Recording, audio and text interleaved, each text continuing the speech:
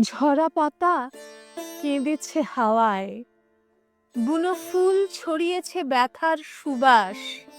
কৃষ্ণের বাঁশি শুনে উন্মনা রাধিকা ছুটেছে। ছিল না সঙ্গে তার চন্দ্রাবলী সখী।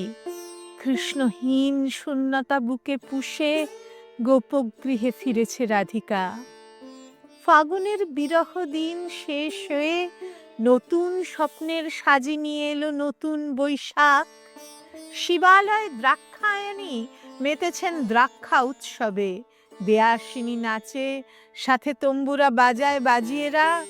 এমনই কল্পনা কত ভিড় করে কবির ভাবলোকে। বৈশাখ, এই বৈশাখে ডাকেন রবীন্দ্রনাথ জোড়াসাঁকো পাতিস্বর থেকে। কোথায় রবীন্দ্রনাথ? সোর শুনি শিলাইদহে, দক্ষিণ দিহি হতে ভেসে আসে এসো হে বৈশাখ।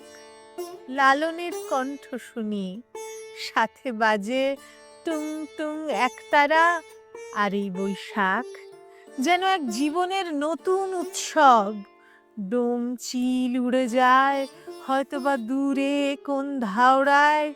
সাঁওতাল মেয়ে এক আরশিতে মুখ দেখে, একা একা হাসে। বটতলা, রথ খোলা, হাট খোলা, আজ সব আনন্দে উত্তাল। হঠাৎ হঠাৎ চমকে যাবে কালো মেঘে দধিচির হাড়ের আগুন।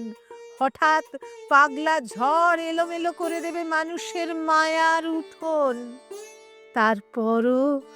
তারপরও নতুন স্বপ্ন চোখে লিখে যাবে কবি তার নতুন কবিতা। বৈশাখ, বৈশাখ, এসো হে বৈশাখ।